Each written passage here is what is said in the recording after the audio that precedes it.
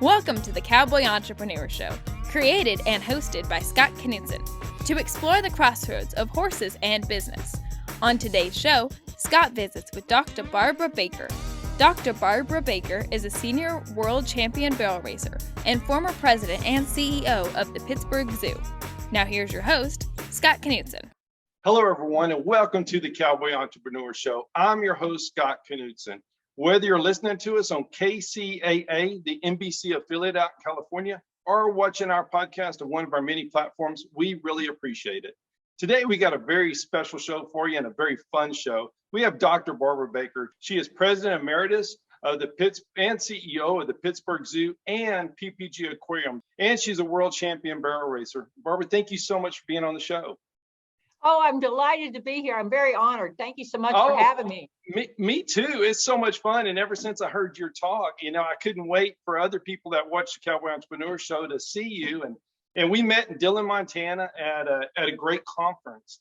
And it was the Horse, Human, and Nature Conference. And it was presented by University of Montana Western and the Montana Center for Horsemanship. And you gave a speech, and I'm still remembering what you talked about. It was so strong. So it was truly a pleasure of the trip to get to meet you. Oh, thank you. Thank you. It was a lot of fun. What a place. Oh my gosh. Yeah. I'm so jealous. I wish I was young again. Yeah, I'm following them, on their social media, the kids, and they're riding these horses, and you can just see the excitement there. And there was people from all over the world there for the event, for the conference. It was a great time. Yep, it was. Man, so let's talk about you. So how did you get into the horse industry, or did you grow up loving horses or riding horses, or both? I grew up actually on a farm in North Carolina, so you might pick up a little bit of southern accent, even though I'm a northern person now.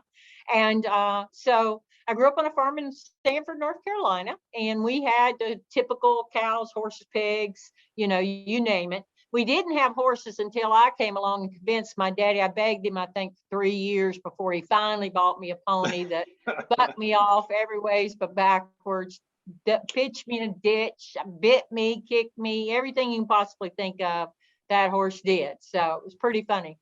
So, oh, man. But you kept getting back on. And got back on. I was determined. That's Little awesome. Red was not going to get me. So then I ended up being very interested in being a veterinarian. So I went to vet school at Auburn, Alabama, and then was a zoo veterinarian actually for 8.5 years. I started out at the Bronx Zoo in New York City, and then went on to the Lincoln Park Zoo in Chicago. That Bronx Zoo in New York City is still one of my favorite parks. It's just beautiful. Really? I mean, it's in the middle of the Bronx, and it's 265 acres in the middle of the Bronx with these big, old, huge trees. Just a wonderful, wonderful park with all these fabulous animals. Yeah, it's really cool. And then I went on to the Lincoln Park Zoo in Chicago, and then down to the Riverbank Zoo in Columbia, South Carolina, before joining the team here 31 years ago. Congratulations. So, yeah, I heard you just retired. I did. I'm loving it. Yay. Oh my goodness. Well, it seems like you lived a lot of people's dreams to get to ride horses growing up and work around all these fabulous animals for your career. Well, it was fun. The animals are just fabulous. The wild animals. I've been blessed to not only have the opportunity to work in fabulous zoos all across the country, but also to have an opportunity to go, to the wild and travel to, see the animals in the wild and to do projects in the wild and even rescue some animals from the wild. So that's pretty cool as well. So it has been I've been very blessed. Wow. So what attracted you to working in zoos as opposed to maybe opening your own veterinarian clinic? Well, I actually originally was not looking to be a zoo veterinarian. I was going to be a horse doctor, and but Auburn, Alabama had a very active raptor rehabilitation program. For those that don't know, raptors are hawks, owls, eagles, ospreys, kites, and they had a very active program at that. And so I started working with the birds there. And then when I was working with the birds there, then I started working with the Montgomery Zoo and the Birmingham Zoo, helping out with some of their birds, and ended up getting interested in zoos that way. So it wasn't in my plan. And when I was growing up, I had no experience with zoos at all. So cool how that path just kind of opened up for you. It was almost like it was meant to be. Yeah, it was. Yeah, I think so too. I agree. So how did you go from working on different birds and such to running the Pittsburgh Zoo? Because that's an incredible transition. It's a big change, huh? It's a huge deal because you're dealing with it, but then at the end, you're administration, but you're also in charge of the animals and the tourism and everything else. Everything else, yeah. Some days I wonder why in the world I decided to do that. I mean, because you go from working with all these fabulous animals to working with people, but no, they're all good. But I was a zoo veterinarian for 8.5 years. And then I became interested. And as a zoo veterinarian, you're working on individual animals. So you're working on, you might be working on a pair of rhino, but you're working on individual animals. You're not working on the species as a whole. And so I wanted to have a larger impact, see if I could have a larger impact on the species as a whole. And so to do that, I had to move up to more of a administrative role, more of a manager's role, rather than working on the individual animals. And so I got my MBA at the University of South Carolina because my husband pointed out that I didn't know how to balance, that I didn't balance my checkbook. He pointed that out to me. Now I can balance my checkbook, but in life you got to have priorities. Absolutely. Ride the horse, balance your checkbook. You go ride the horse, right? Absolutely. But he did point out that I knew nothing about finance or any of that, accounting or any of that kind of stuff. So I went and got my MBA. And then, started looking at various different zoos across the country where I thought I could help out and make it a better place. And Pittsburgh turned out to be a perfect fit for us. And so after 31 years, I'm finally retiring. Oh, wow. But they had to kick me out. But because I think I probably would have stayed, at least 5 or 6 more years. But it's good. It's very good. And it's a beautiful place. I've been very blessed and had a lot of fun there. Oh, that's so cool. That's such a great deal. And it's just a testament to your work for sure. But so being the administrator, the president and the CEO of the Pittsburgh Zoo, let's talk about that. Let's talk a little business. So how many animals or species were in the zoo?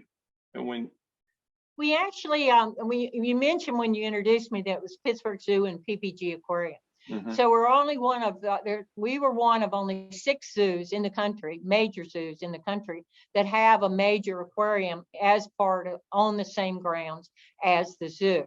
And so that was a very unique thing about the zoo. So we have almost 6,000 animals at the zoo. Wow. And about 348 different species.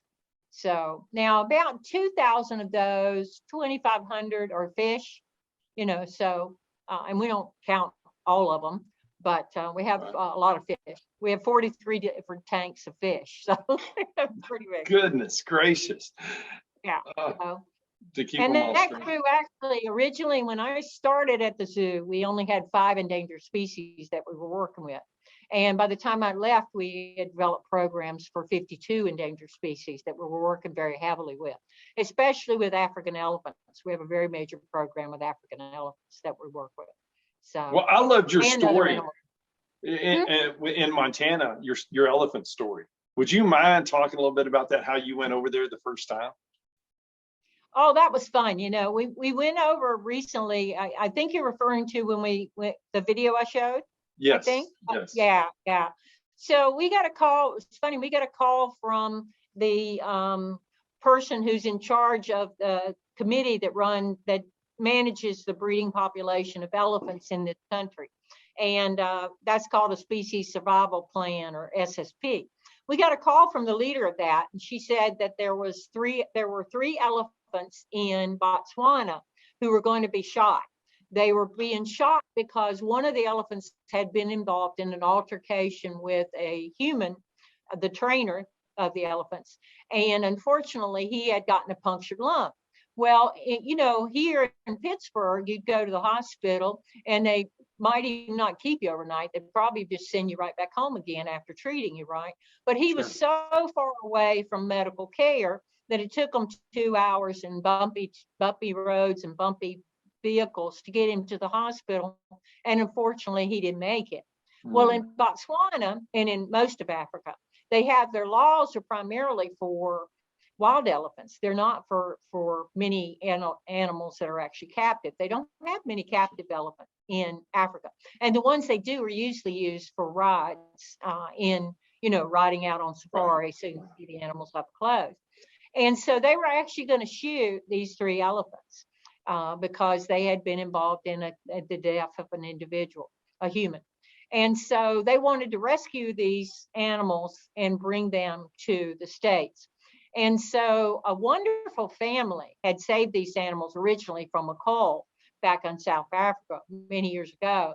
And so they were searching everywhere to try to find somebody to take these animals.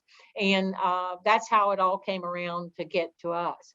So we got a call and it was like, okay, well, I don't have a clue how you transport an elephant from Botswana, to Pittsburgh. That's a pretty hefty little run, that's a pretty long flight. And so, but we pulled it off in 6 months' time. And it was dicey. It was really interesting because the government was seriously going to shoot these animals. And I had to write a letter every month to the government and tell them of Botswana and tell them that, we were making progress. We had the crates being made and we were having I had booked a plane. You want to get a kick? Book your own 747. I mean, that's fun. That's a power trip right there. That's a power trip right there, man. I mean, that's like, oh, but awesome. It was. I mean, what else you can put 3 full-grown? That's all you can do. Yeah, that's all you can do. And we were loading them, so we loaded them up. We taught them. They trained the elephants to go into crates, and then we got there and we loaded them into crates. They had to be picked up by a big old crane and put on trucks. We had to go 13 hours from Botswana to the Johannesburg airport in South Africa. And then we were able to fly them up to Pittsburgh. And it's a 19-hour flight. So long flight. Long flight. Yeah, goodness gracious. First time I'd ever been in the bubble, so that was kind of fun. But the elephants did great. The elephants, they were, one after the other in the plane, and so they couldn't touch each other, but they could smell each other. They could interact with each other. They were completely fine. They were not upset at all. We fed and watered them throughout the trip. We had a little panel where we could open it up and they could put their trunk out and we could feed them the whole trip. And then we were able to offload them. And boy, that was such a positive thing to see them, in Pittsburgh and to know we made it and that we had rescued them to get them all the way back here was just amazing. Well, to put something together like that is just incredible. Like you said with the plane, but you're moving 3 elephants in 2 different countries and going to, from Africa to Pittsburgh. That's an incredible feat. Oh, there was all kinds of problems. You wouldn't think of the problems. Oh, yeah. We've got these 2 mahouts. The mahouts are traditionally the trainers of elephants, right? Okay. And we've got 2 mahouts. Well, they don't speak English. Neither one of them speak English. So the elephants don't speak English. Right. The elephants don't know any commands in English, so we're trying to get visas to get the mahouts to be able to come over to be with the elephants, and we almost didn't get them on the plane because we couldn't get the visas. And but it was because we were going to have 3 elephants that we didn't. I mean, you don't normally speak elephant language like you don't normally speak horse language, but at least they know what whoa means. If you buy a horse, you should make sure they know what whoa means. Yes. And so, but the elephants didn't speak any English, so we had to bring the mahouts over and have them stay for 6 months and teach our staff how to speak to the elephants. That is so cool. It's such a big task and it's such a high profile task and y'all did it. you know, and Yeah.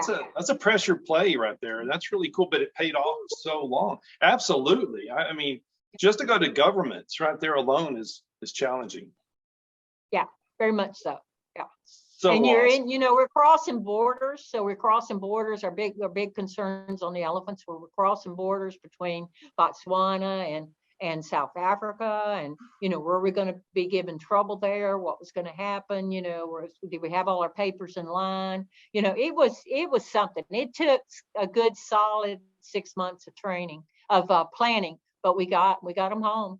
You got it done. And since then, we have a calf on the ground right now from one of them. So Oh, how cool is that? Yes, absolutely. It's so cool what you just said. You're on this plane and you just slide the window and there's an elephant trunk and you're flying back to Pittsburgh. That's a cool story, but it shows people you can do almost anything, if not everything, if you put your mind to it and you make a plan and you work it. Scott will be right back with more from Dr. Barbara Baker. Hi, I'm Scott Knutson, host of the Cowboy Entrepreneur Show. Today, we're going to talk about something I'm really passionate about. Those that know me know I love my coffee. Those that don't, now you know I do. And we've been working on this for several months, and we wanted to get it just right. And we don't put our name on anything unless we feel 100% certain it's the best product we can get. And we've done it. I really believe we've done it. We've created a coffee line, 13 great flavors. I'm going to show you 3 of them. We have K-Cups in all 13 flavors. Here's a Jamaican Me Crazy. It's just a really great coffee. Everyone has great logos. It has a brand, the same brand that's on our horses, our trailers. That brand means something, and we wouldn't put it on here if it wasn't good coffee. We have whole bean. This is a great Honduran blend, and it's a whole bean coffee. We have whole bean in all 13 flavors. And then we have a ground coffee. This is a really great one. My wife and I really like this a lot, loved it. So we named it after our daughter, Hades Blend. Everyone has the packaging and the logo of the show, our brand, and I hope you like it. I really believe you will. And we're going to have more flavors coming out soon. We're going to have the pumpkin spices, and then we're going to go to peppermint after that. And please send us your suggestions as well. You can find it at cowboyentrepreneur.shop. Think coffee shop. Cowboyentrepreneur.shop. Thank you so much. We have a lot of entrepreneurs out here that watch our show or listening to us on KCAA, and they're wondering, how can we tackle something? And you did it in a magnificent way. So what would you tell them? So if there's somebody watching and they have a business, whether it's, whatever it is, and as an entrepreneur, how do you tell someone to tackle something? Maybe not as extravagant or as grand as what you did with the elephants, but how can they tackle something in their business? Well, I think when you look at your business, what I think people don't tend to want to do because they want to stand on their own and want to prove they can do something. But one of the things that I have learned the hard way is that you call on your friends. You really do. When you're tackling something that you don't know how to do and you don't know what to do, then you ask for help. I mean, there's so many people in the barrel racing world, and I barrel race, and there's so many people in the barrel racing world that are scared to talk to, some of the big name people. And certainly you don't want to talk to them when they're getting ready to make the run. But when we're just sitting around the trailer or people are just sitting around, they always are willing to try to help or to, give you some advice or whatever. And the same is true in business. I had no clue how to, I don't rent planes. I have no idea how to move an elephant. I called up a friend of mine who runs international animal exchange business. And I called her up and I said, I need to get 3 elephants out of Botswana. Who do I call? I love that. Because I don't know anything about it. And she said, you come to the right place. And I'm like, great, yay, help me. That's and by the way, awesome. we got to do it fast. Yeah, really fast. Yeah, there was pressure for the elephants too, Oh yeah. Such a cool story. So with the customers or your visitors at the zoo, I know you almost doubled it, if not doubled the amount of visitors, and it's one of the top attractions in the region, the Pittsburgh Zoo, the PPG Aquarium. Yep. How do you do that? Because it was good, and you start adding to it. What's your business plan? Well, what we did actually was a number of things. One was that when I took over at the zoo, I was originally working for the city of Pittsburgh. And so we started out with the city of Pittsburgh. Now, with a budget from the city's focus is really on fire and water and police and all those kind of things, right? And Right. not on really running a zoo. So we privatized the zoo about 4 years after I came on board. And that allowed us then to bring in a lot more community support, because some people are a little nervous about funding government kind of things, but they'll Right. fund the zoo by itself.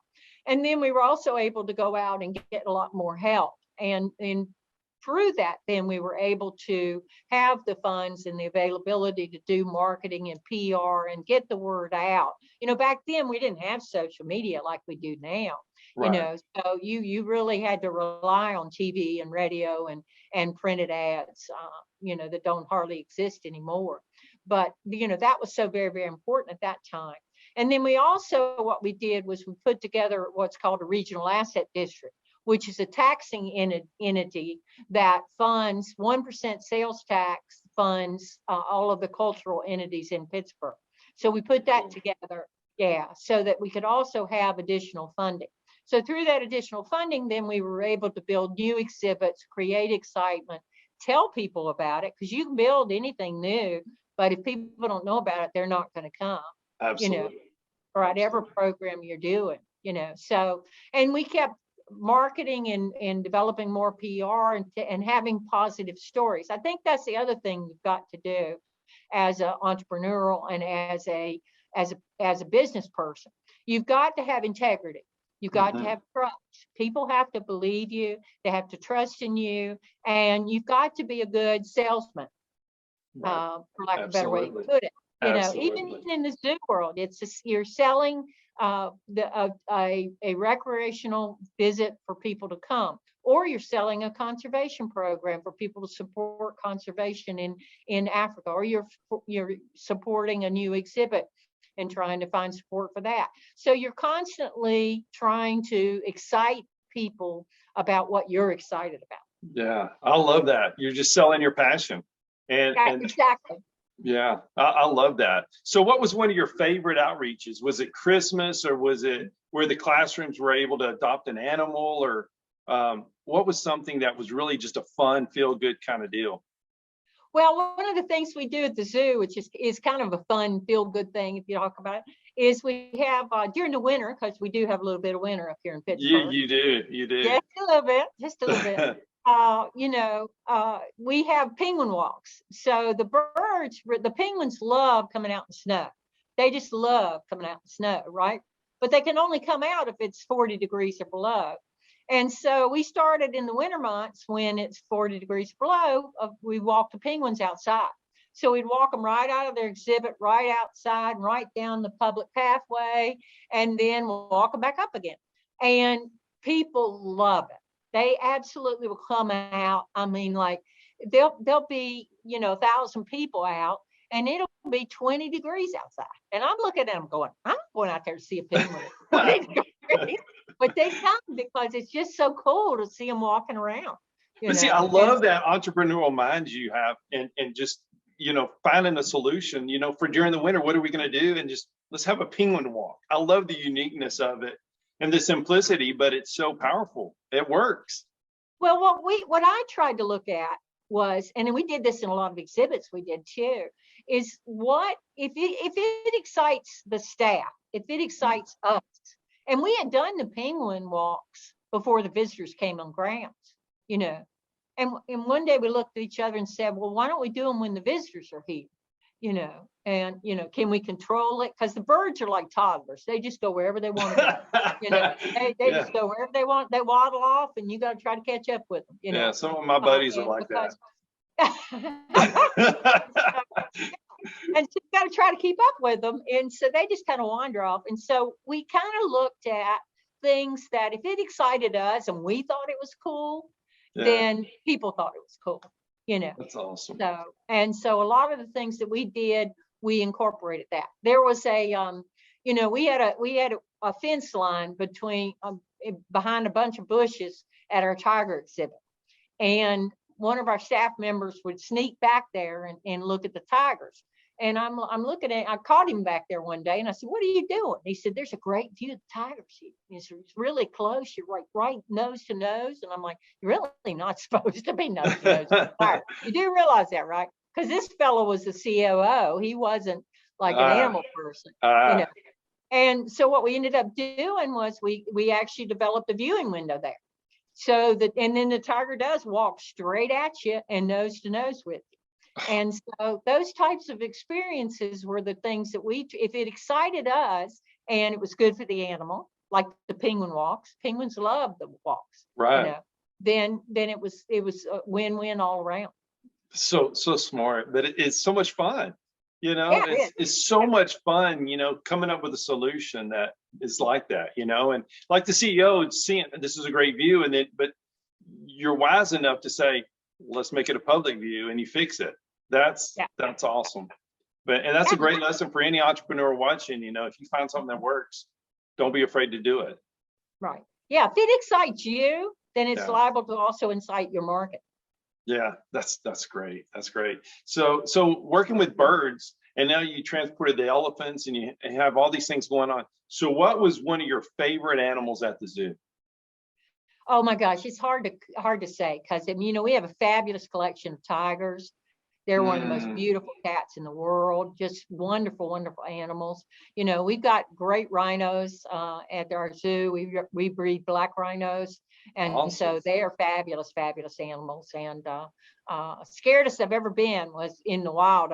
We were in Africa one time, and we were doing a research project on, and we were actually collecting rhino semen, you know, to freeze, to bring back to the States, to bring in new bloodlines. And so we had tranquilized this one rhino. And normally when you reverse the tranquilization, the animal gets up kind of slow. Well, this rhino didn't get up kind of slow. Oh, no. You know, the needle was still in his ear, and he's standing up, popping up, and madder than a hornet, because black rhinos are madder than hornet. They're like Arabian horses, just hot, hot, hot. And so he popped up, spun around, came flying at us, and I've never run so fast in my life. And there were 3 people in front of me, and we were all hauling butt for the truck, you know, and just jumped over the side and dove in and landed in a big pile together. But and he hit the side of the truck, but fortunately everything was okay. But oh my goodness, they can run. They're like Arabian horses, but they're more like quarter horses. They're sprinters. They can run really fast for a short period of time. So black rhinos can. So, and they have very poor eyesight. So they just they hit something and go, what was that? Yeah. So they'll run really fast over you and they won't realize it. Right. They won't know. They won't know. Yeah. They have no idea. Yeah. Oh no. Octopuses, you wouldn't know it, but octopuses are one of the most intelligent animals that we work with. And octopuses are, we have fun with them because, you know, you'll put a jar in there and we'll put something in the jar for them to play with.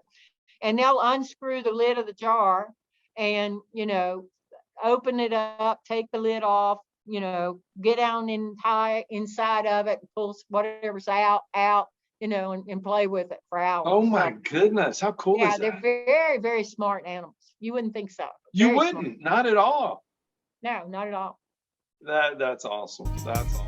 Thank you for listening to the Cowboy Entrepreneur Show. Scott will be right back with more from Dr. Barbara Baker. For more information on Scott Knudsen, the Cowboy Entrepreneur, visit us online at cowboyentrepreneur.com. Awesome. So natural horsemanship. I heard you talking about that with some of your animals, with the elephants and maybe some of the other animals. So this is another thing for the entrepreneurs and other people is figuring out solutions for problems, or maybe not even problems, but just to do things easier. Right. Would you talk a little bit about how you came up with that? Because that's brilliant. Absolutely brilliant. Well, I don't know about that, but oh, you know, man. We were blessed with a very, very good elephant manager, Willie Tyson. And Willie's a good friend of mine. And he was teaching me about how he works with elephants. And I realized about the same time, natural horsemanship was starting to become known in our industry. And we were starting to see more and more horse people talking about natural horsemanship. So this was 15 years ago, and so we were really starting to see that. And I was paying attention to it because I liked it a lot and I liked the philosophies a lot. And so I was trying to figure out a way to encapsulate what Willie does, because Willie does natural horsemanship with his elephants. That's exactly what he does. He watches body language and he figures out what the animal's going to do with that body language. And then he uses that to try to figure out how to best manage the animals and how to take care of them and how to have them do what he wants them to do, right?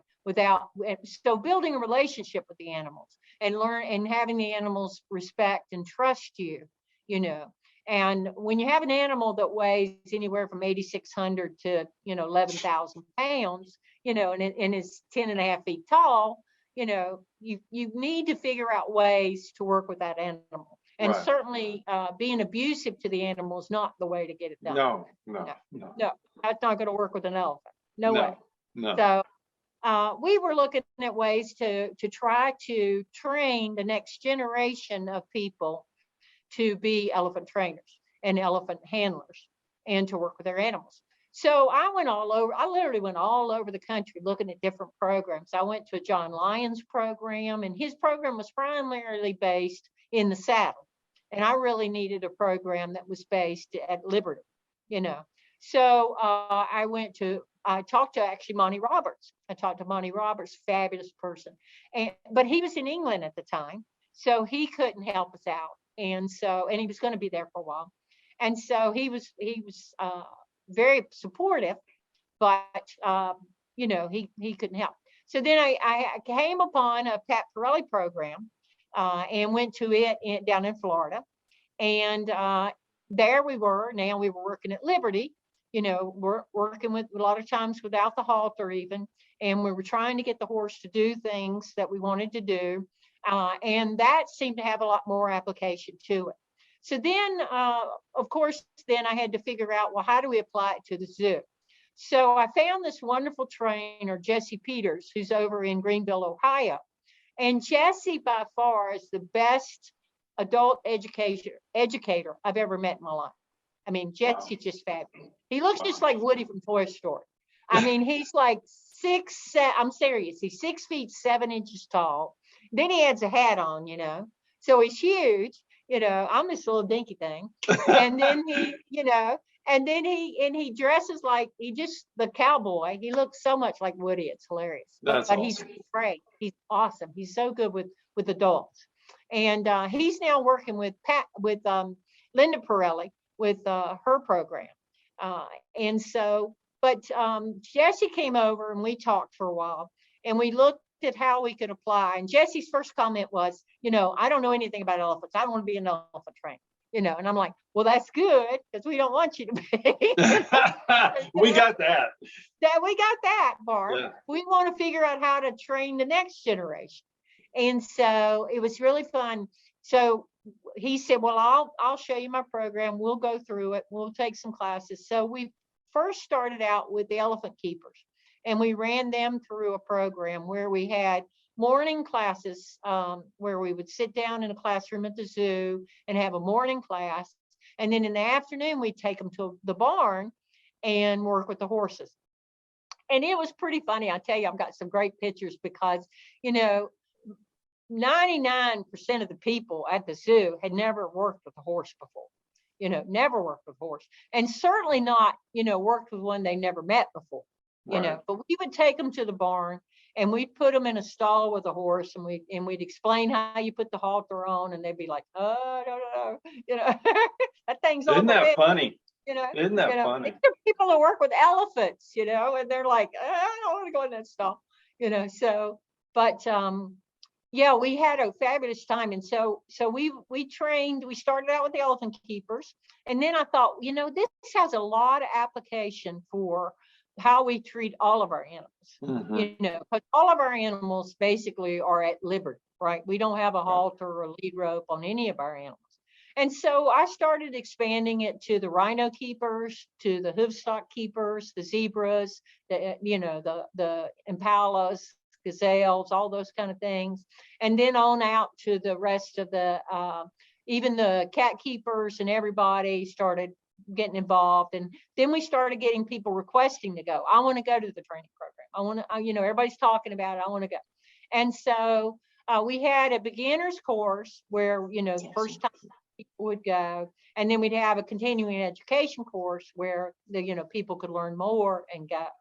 And so basically they would learn about how a horse thinks, and then they'd have to put it together with how a human thinks and try to communicate. And it was so much fun because you had these people on the end of the lead line and they've got a horse at the other end of it. And we tell them, okay, now walk it out into this arena. And now you're going to do these, you know, we want you to walk over this tarp and jump over that thing. And, you know, we want you to stand on this thing and make it go around in circles. And they've never seen a horse before. I love it. I love it. Oh, they're like, oh, you know, so, yeah.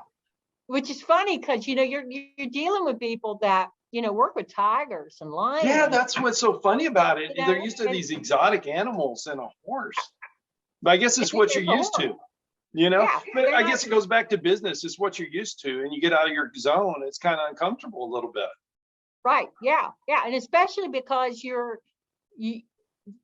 on top of that, the thing that intrigued me about it was that it makes you think differently about your leadership skills. Yes, absolutely. You know, you have to think differently about your leadership skills. You know, Right. I can't tell that horse, hey, I'm president and CEO, so get your butt over there. You know, it doesn't work for the horse. Doesn't work. No. Looking at me going, I don't know what she said. You know, you know, I like the tone. I love it. So I'm I leaving. love it. So creating this, you know, this natural and running your employees through it, and then they're asking to be educated. That's a mind shift when you can take your entire staff and have them change mentally and ask to be educated and trained and go through classes, because that's a fight for a lot of businesses. Oh yeah, it was really funny because I had people from every single department. So our whole maintenance department went through it, our horticulture department, you know, our accounting department, our CFO. Our CFO had never seen a horse before. Oh my. And in person, you know. Right. Never Right. seen a horse in person, you know. And here she is, she's like, I don't know what to do. And they don't speak the language. They don't know what the horse needs. You know, they don't know what language the horse speaks. They don't know what commands to use. And they've got to figure out how to up their leadership so that they can make this work. And so it was very, very good from a standpoint of, it's very hard to find adult education programs Right. that are interesting, where you're not just sitting in a classroom for 8 hours, you know, filling out sheets and workbooks on the wall and that sort of stuff, you know, and where you're challenged, you know, Absolutely. you're literally challenged. And Yeah. so when you take people that are in accounting or in, you know, marketing or PR or, you know, horticulture or grounds or whatever, and or even aquarium, you know, and you put them with a horse and say, now you need to be the leader. And on top of that, we cheated because Jesse and I knew our horses, right? Because we used his horses and my horses. And so we would pick which horse we were going to put with people. And then we would rotate people around. So, you know, if we had a smart aleck who knew it all, and, you know, I know everything about leadership, and, you know, I'm not going to learn anything about leadership from you guys. You know, I'm just coming because Barbara says I got to. And, you know, we put them with the, you know, 6-month-old filly that didn't know squat, you know. Yeah, that'll humble you. Yep, it was full of fighting vinegar, you know, just ready to go. So, Oh. Well, Yeah. I loved how all the employees, even accounting, you know, and the aquarium had that relationship. They all been through something together. You know, that's really cool. They had something in common. Yeah, we have a staff of about full-time, usually right around 140, 148 people. And we had over 160 go through the program. So it was pretty cool over the course of the many years that we did it. So, That's awesome. I bet that was so much fun to watch and so funny. So there were a lot funny. of funny things. I Yeah. bet so. I bet so. So you were one of the youngest CEOs in the zoo industry. And so what's some advice for somebody that's young that's maybe starting their own business, or maybe they're becoming a CEO of a business? How did you do that and accept that challenge and then lift your zoo to the top? Well, I think that you learn as you go. So you Mhm. certainly learn a tremendous amount when you're first president and CEO. You make a lot of mistakes. I think the key thing is to continue to not get frustrated about your Mhm. mistakes, because everybody makes them, whether Right. they admit to them or not, Right. especially when you're young and you're starting out. I think it's key. I think it's key to almost from a perspective of the natural horsemanship, not be, for lack of a better term, on a power trip, but Yeah. rather be someone who has a job to do and wants to get that job done in the best way they can. And so we always told our employees to park their egos at the door, Love it. and the drama, because I didn't Yeah. like drama. No, Park no. the drama and the ego at the door, and we got a job and want to get it done. And so let's figure out how we can get it done, and work together. I think that's key. And communicate. I Right. mean, that's so important. And you cannot possibly communicate too much from the top. Right. I mean, I could talk 24 hours a day, 7 days a week, and still not communicate enough to really reach every single person within the organization that wants to be reached. So it's a very challenging role. Yeah. It is. Yeah, but you're good at it. And plus, I think you being down there with your horses, training these guys on natural horsemanship, and you being around them and going on penguin walks and coming up with ideas. And the CEO's got an idea and you're there. I think you're so accessible. I think that's a part of it. I think that's huge. I think that you can't, it's very, very easy, especially today, to get locked in your office or to get Yeah, locked behind the computer and spend all day long on emails, and I not get agree. outside. Yeah, not get out with your customers, not get out with your visitors, not get out with your staff. And that's really what a leader needs to do more than anything, Agree. is to do that. Yeah. I agree. So I would try to walk the zoo grounds in the morning before everything got crazy, Right. because before everything started to hit, because Yeah. otherwise you'd get caught up with meetings and meetings and meetings and meetings. Makes sense. Yeah, yeah, definitely. You got to get out there. It's your business. I love that. So you're a world champion barrel racer. So we're going to talk horses and barrel races. That's, I like business a lot. I love business, but I really have a passion for horses. So world champion barrel racer. So how did you start barrel racing? So from the time your horse was training you when you were younger and you were getting back on to becoming a world champion. Well, I always rode. I rode my entire life, but I just Okay. trail. I did not barrel race. And then one of my daughters, we have 7 kids. Awesome. Yeah, there you go. Communicate. Communicate. But yeah, we have 7 kids, and one of my daughters was interested in barrel racing. She had tried the showmanship and all that kind of stuff, and then one day she went to a fun race and ran barrels, and it was over. She's like, I ain't painting any more toenails anymore. I'm not watching any horses. I'm getting on my pony and running as fast as I can. Awesome. And so Awesome. we were into barrel racing, and so we got lucky enough to hook up with a world famous trainer, Sue Bologna, who won the Fort Smith Futurity many years ago. And Sue lives right up the road from us, and so we started training there. When Casey, my daughter, though, went off to college, she's one of these kind of been there, done that girls.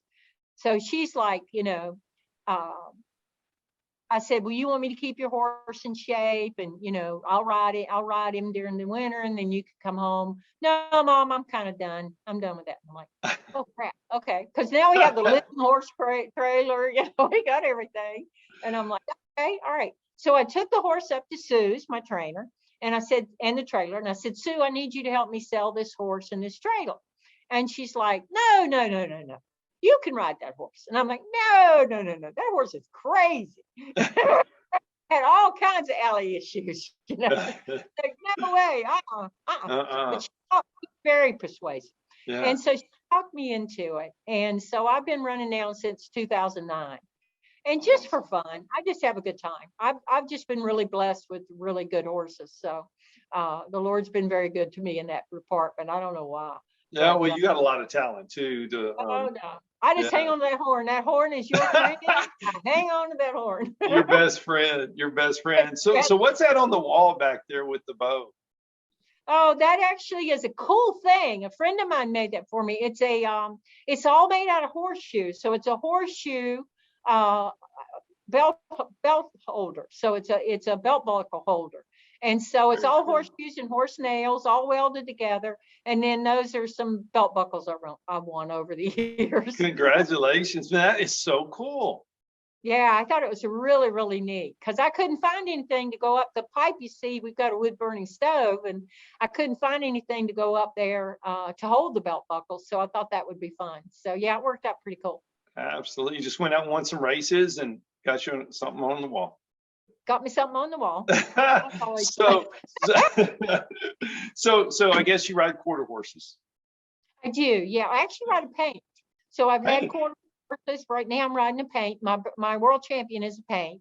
And ironically, he's 19. He'll be 20 this year. So I'm looking for a new one now. But and he's been great. He was actually a horse I hauled many, many years for the little girl that owned him. And then when she went off to college, her dad called me and said, you're the only person I'd want to have him. And so I rode him, and we've been very blessed. He just loves the pen at Worlds, NBHA Worlds. And so down in Perry, Georgia, it's a beautiful facility. And so we've been very blessed down there. That is so neat. So neat. So I think we were talking and you're kind of telling me your turnout. So you run for a while, then you kick them out for a while, and that'll be a horse. Yeah, I do. Well, it is winter in Pittsburg. Yeah. And so it's not so much fun to ride in winter in Pittsburg, unless you have an indoor, and I don't. So, but what I've always tried to do with my horses is that our season kind of runs from March through Worlds. Our last race is Worlds, which is the last week of October, first week of November. And then I let them be horses. I kick them out on the pasture, and I let them be horses until the 1st of March again, early March, according to weather around here, March, mid-March, and 1st of April. And then so they get that whole time off. So I pull the shoes and let them be horses, and that works out really well for them. And I think that has built into the longevity I've had with my horse, because I got him when he was 14, and now he's 19 going on 20. And last year he ran faster at World. He ran the fastest times we've ever run at Worlds. So he ran 2:15.0s. I'm like, what are you doing? Oh my goodness. You're old. Oh, come on. That's smoking it. Yeah. That is smoking it. Well, it has to be something to your ability for riding and that horse's mentality and heart. But also, I think laying them off that long and letting them be a horse and rest up, I think that has to have something to do with it. Well, I think the other thing that has a lot to do with it too is the horsemanship, the natural horsemanship, whatever, clinician that you lose to learn that. But the natural horsemanship teaches you how to read and understand the horse that you have. And so, I had one horse, one of my barrel racing horses, the very first one I started out with, you literally could not ride her. I never rode her. You believe that? I tried to ride that horse, but I could never ride that horse. So how come? She had been blown up as a futurity horse. Mm-hmm. Nothing against futurities, but she had been blown up, and she had not been treated like a horse. So for 9 years, she was not put with another horse because she was too valuable a horse to be with another horse for 9 years, And so I got her, and Jesse helped me figure out that she was literally catatonic. She was just so locked down that you couldn't get her to do anything. But if you got on her, she was just, flat out, go as fast as she possibly could. And she had no in between. I literally, Scott, tried for a year and a half to get that horse to trail ride. A year and a half to get that horse to trail ride. Wow. And never could. So, but barrel racing, she was great. She was like Right. riding a horse. It was amazing. So what I would do is I would pony her to condition her, to get her in shape. And we'd pony for 3 to 5 miles when I was getting her in shape. And then when I went to the barrel race, I would lunge her. And then I'd get on her, the horse before. When the horse in front of me went down the alleyway, I would get on her. And then I would go down the alleyway, make my run, come back down and get off her again. You could not ride that horse. But in the arena, in the barrel pattern, that was her zone. That was her comfort zone. That was her job. She loved it. She Yeah. absolutely loved running. And it was like riding a Porsche. It's the only horse I've ever barrel raced on. Most of the pictures you see with people on barrel racing, they're grimacing because, they're trying to hang on so bad. Yeah. She's the only one that I smiled going around the barrels because it was just so smooth. But see, it was worth that effort, and you figuring that out. What you have it took. to figure that out. Yeah, you have to. So like with my horse I'm running right now, he's a I'm not okay. Are you okay horse? Right? I'm not okay. I'm not okay. So, you have to have him away from the pen. You can't have him up at the arena. You've got to warm him up away from the pen as far away as you can get. And then you bring him up to the pen when it's time. So, I take him back to the stall. I let him rest for a minute. I rest for a minute, pray, have a little sleep. Absolutely. Don't fall off, don't fall down. Don't let me fall off, don't let me fall down. And so, because we've done both. And Right. so, and then I get back on and we go make a run. And so it's just understanding what your horse needs to set him up to succeed. If you can figure out what your horse needs, what your horse's personality is, what he needs to be most comfortable to go in there and enjoy his job, then it can work out very well for you. I love that so much because it's showing patience and just watching your horse and letting your horse tell you what he wants or she wants to be a better horse. Mm-hmm. Yeah. And a lot of people, and it's no disrespect, but they'll get on a horse, try it a few times, say it's not for me, but you take that time and effort, you figure out the best pattern, the best way to work them, and it usually works out. Yeah. Well, I just recently tried out a barrel horse, because like I said, my horse is 20 now, so he's not going to run forever. Although I can't convince him of that, but he could slow down a little bit. I'd be fine in the 3D. I don't have to be in 1D. I'd be fine in the 3D. But no, he wants to be in 1D. No. But anyway, I just tried out a horse, and the people said, where do you want to set up barrels, blah blah blah. And I said, yeah, I had watched videos of the horse run. I said, I've seen the barrels. I don't need to see the barrels. I said, I want to spend time with him in his stall. I do want to ride him around a little bit, but I just want to spend time with the horse. I don't need to make a barrel run. Right. I've seen him make a barrel. I need to figure out what type of horse this is and whether he's going to, enjoy being with me. I love that so much, so much. Yeah. So I guess besides horses, is there any exotic animals or is there any unique animals at your house, or have you already done that? Well, we've already done that. When the kids were growing up, we had various different, we've raised lion cubs here. We've raised clouded leopard cubs here. They're so cute. They're about this big, They're just teeny little things. So we've raised, we've had all kinds of cats here that we've raised, and, an anteater once, and, oh God, I don't know, a whole host of things. But no, we actually, my husband trains protection dogs. So we have Shih Tzu dogs, protection dogs, German Shepherds. Wow. And then, cool. But you can train anyway. I've got a cat that we call Trailer Kitty because she goes to my barrel races with me. She rides in the front seat on console. Oh my. Free. And I trained her. People say, well, you can't train a cat. Well, I got her as a rescue at 2 weeks of age, and I trained her to go into her kennel. I unzip it. She goes flying in there because she knows we're going somewhere, And then, put her in the truck, unzip it, off we go down the barrel race, and she's really good because if I'm starting to fall asleep, a little varmint will come up and bite me, It's like, I'm like, oh, all right, Stormy, I got it. I'm awake. I'm awake. I'm That awake. is so cool. I love you took that challenge of training a cat. Yeah, training the cat. That was something I had to think about that. I'm like, if we can train lions, I ought to be able to train this doggone. I guess so. Yeah, I mean, because Makes we train lions and tigers to take, diabetic lions or tigers to take insulin shots.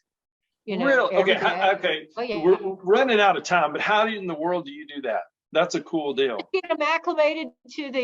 You teach them to lean in to the mesh indoors, and then they get used to getting leaned in. They get a reward for that. Our biggest reward for elephants is carrots, by the way. Carrots.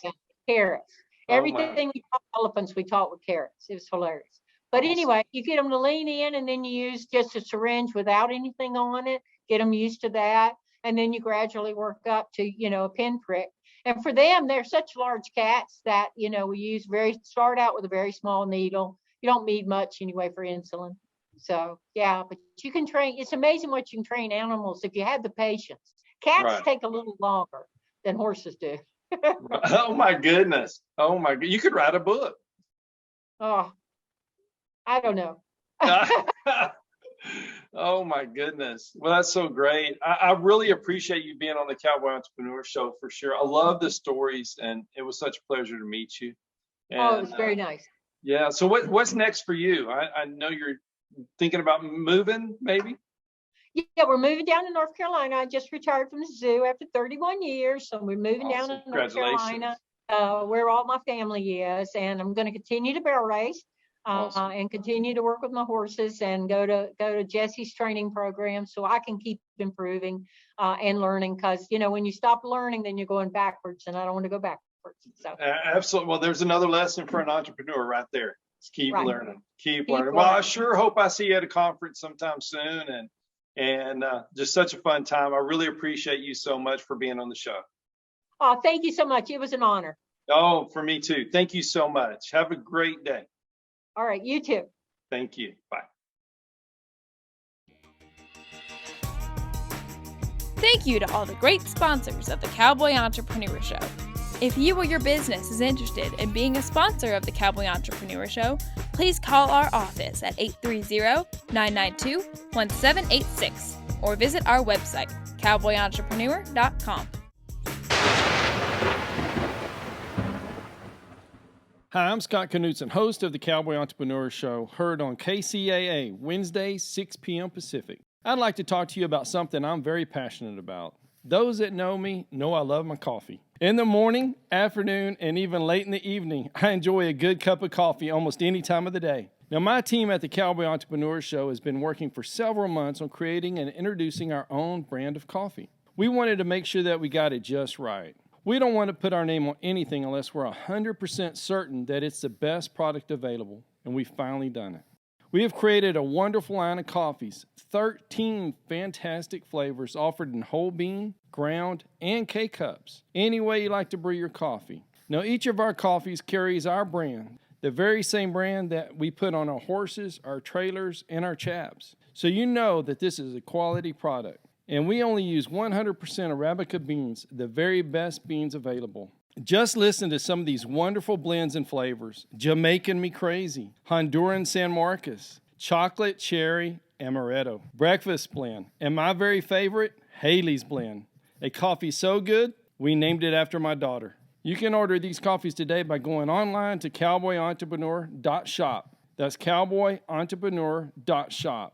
And if you order today, you can get an extra 10% off your final purchase just by entering the promo code Cowboy on checkout. Remember, that's promo code Cowboy for an extra 10% off. Just go to cowboyentrepreneur.shop to order your coffee today.